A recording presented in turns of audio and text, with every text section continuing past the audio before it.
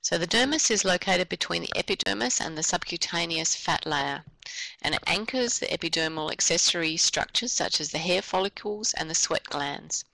The dermis is made up of two components, the outer papillary layer and the deep reticular layer. The papillary, or the most superficial, consists of areolar tissue, which contains small capillaries, lymphatics, and sensory neurons. It has dermal papilla projecting into the epidermal ridges. The reticular layer is much deeper and consists of dense, irregular connective tissue. It contains much larger blood vessels, lymphatic vessels, and nerve fibers. It contains collagen and elastic fibers and contains connective tissue proper. So, the dermal strength and elasticity. There are presence of two types of fibers. The collagen fibers, which collagen made up of protein, very strong, resist stretching, but can bend easily and provide flexibility. And the elastic fibers, which permit strength and then recoil to their original length. And this limits the flexibility of the collagen fibers to prevent damage to the tissues. And then you've got skin turgor, which is the properties of flexibility and resilience. So as a registered nurse, you'll be assessing the integumentary system, and you'll be looking for all of the signs of how well the collagen fibers are working, how well the elastic fibers are working, and also the skin turgor. You'll be shown how to assess the skin turgor in your health assessment classes. Now, skin damage.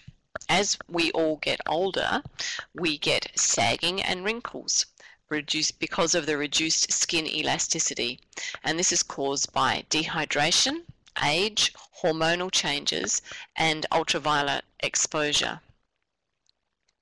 So the more people get tanned, the more they will be damaging their skin, and they will get sagging and wrinkles. Stretch marks also occur with thickening tissue resulting from excessive stretching. And for those of us who've had babies, we know that with pregnancy you get stretch marks. Also, some of us who've been able to lose a considerable amount of weight over a quick period will get stretch marks as well, and also with weight gain. The dermis have what are called cleavage lines, and this is where the collagen and the elastic fibers in the dermis are arranged in parallel bundles, and they resist force in specific directions. So the cleavage tension lines are establish important patterns. So this is important for surgeons when they make incisions through the skin, and they will be wanting to cut parallel with the cleavage lines, because that will heal well and will remain shut, as opposed to cutting across them at right angles, which will pull open and may leave more of a scar. So here you can see where the cleavage lines are in the anterior and posterior anatomical position. So they're right across the body.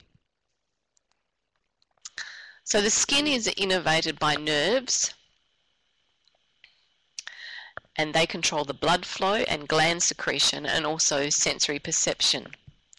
So light touch, you've got the tactile corpuscles located in the dermal papillary, and deep pressure and vibrations are picked up by the laminated corpuscles in the reticular layer.